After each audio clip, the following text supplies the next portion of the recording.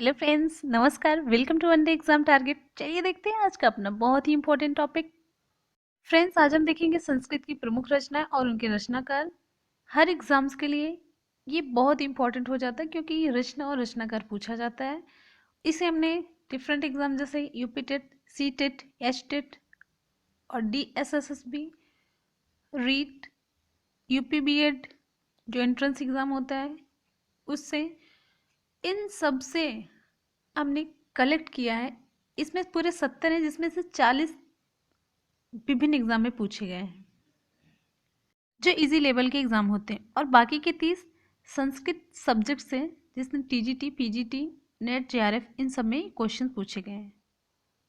चलिए फ्रेंड्स, शुरू करते हैं बिना टाइम वेस्ट किए। पहला है रघुवंशम, दूसरा कुमार संभवम। रघुवंशम और कुमार संभवम ये 1 से लेकर 7 तक सारी कालिदास की रचनाएं हैं। रघुवंशम कुमार संभवम महाकाव्य है, कालिदास द्वारा रचित। तीसरा मेघदूत ऋतु संहार। मेघदूत और ऋतु संहार क्या है? खंड काव्य है। ठीक है, ये बहुत इंपॉर्टेंट है, सारे ये एग्जाम में पूछे गए हैं और ये बार बार आता है। कालिदास का यहाँ पर हमने कलेक्ट कर दिया है, इतने साथ ही पूछे जाते हैं बहुत बार। नेक्स्ट अभिज्ञान शाकुंतलम, मालविकाग्निमित्रम, विक्रमोर्वशीयम। ये तीनों क्या हैं? नाटक हैं। इसमें अभिज्ञान शाकुंतलम बहुत फेमस है, बहुत पूछा जाता है।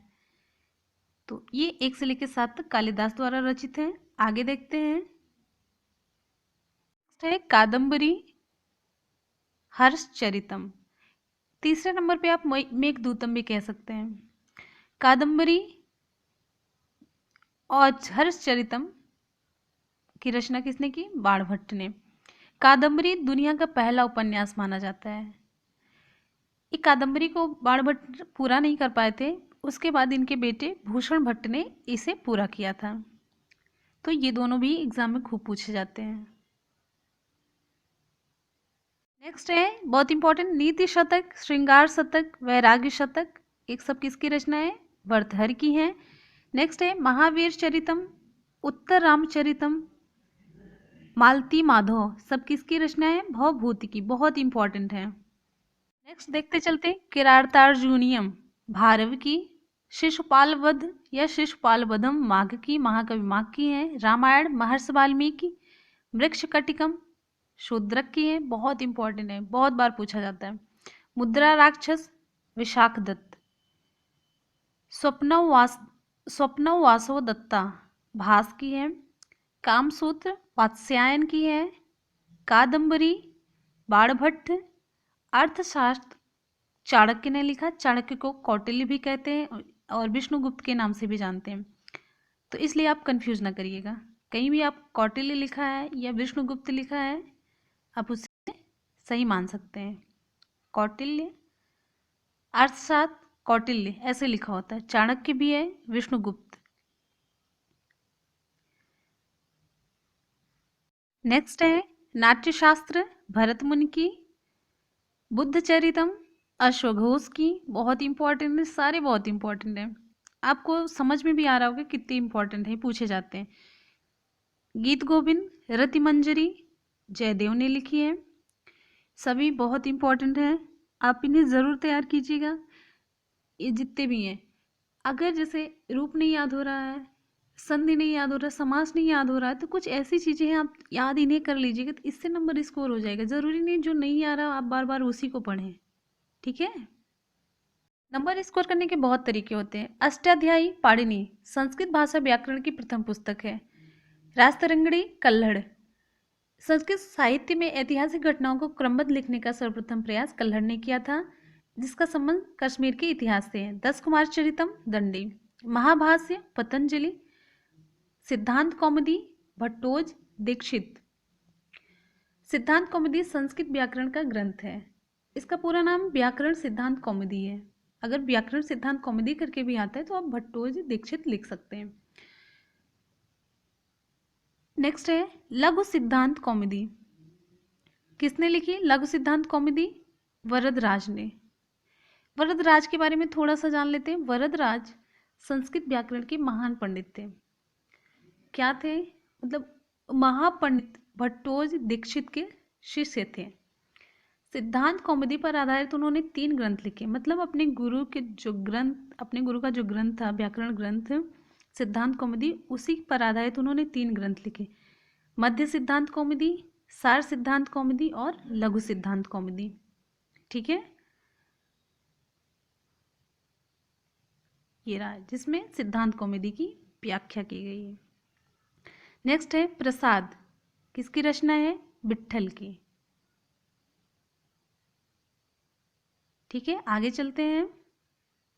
अभिज्ञान शाकुंतलम कालिदास, ये यहाँ पर रिपीट हो चुका है, कोई बात नहीं, रिवीजन हो जाएगा। तत्वबोधिनी ज्ञानेन्द्र सरस्वती, शब्द रत्न हरि दीक्षित। अब आगे के जो ये पॉइंट हैं वो सब हायर एग्जाम में पूछेगी, जैसे संस्कृत के टीजीटी, पीजीटी, नेट, जेआरएफ के, इन सब के एग्जाम में। वैयाकरण भूषण सागर कौंड भट्ट, वैयाकरण सिद्धांत मंजूषा नागेश भट्ट, वैयाकरण सिद्धांत लघु मंजूषा नागेश भट्ट।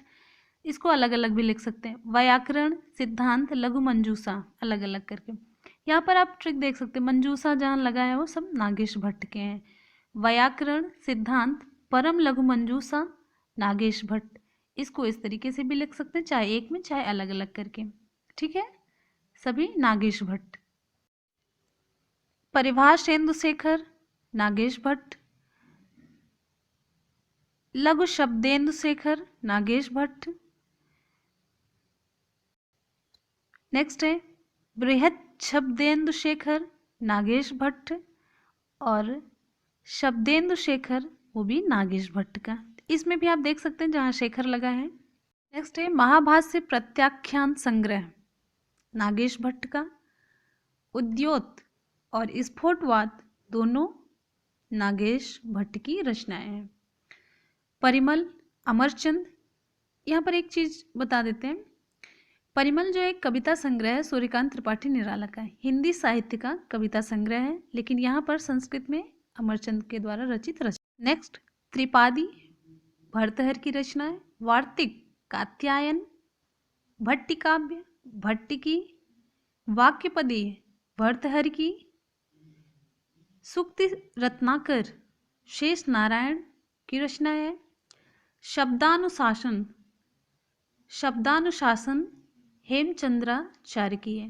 भाषावृत्ति पुरुषोत्तम देव, पदमंजरी हरदत्त, मुग्धबोध बोपदेव की रचना है। नेक्स्ट प्रक्रिया कौमुदी रामचंद्र, तत्वबोधिनी ज्ञानेन्द्र सरस्वती, ये भी रिपीट हो चुका है। नाट्यशास्त्रम भरत मुनि, शायद ये भी रिपीट हो चुका है, कोई बात नहीं, ये इंपॉर्टेंट है। काव्य प्रकाश मम्मट, साहित्य दर्पण विश्वनाथ, काव्य मीमांसा राजशेखर, नागानंद हर्षवर्धन द्वारा रचित है, और रत्नावली प्रियदर्शिका, ये तीनों बहुत इंपॉर्टेंट है, हर्षवर्धन की रचनाएं बहुत इंपॉर्टेंट। फ्रेंड्स, जानकारी अच्छी लगी तो लाइक और कमेंट के थ्रू बताना ना भूलिएगा। मिलते हैं फिर एक नई वीडियो के साथ, तब तक के लिए goodbye and take care. Thank you.